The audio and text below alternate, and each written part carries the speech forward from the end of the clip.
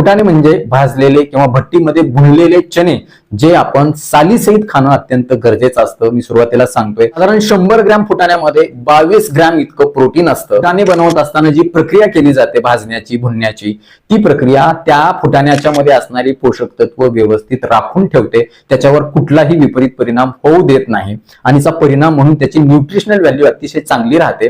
Protein तर मिळतच, पण सोबतच इतर खनिजे देखील याच्यामध्ये चांगली मुबलक प्रमाणामध्ये असतात.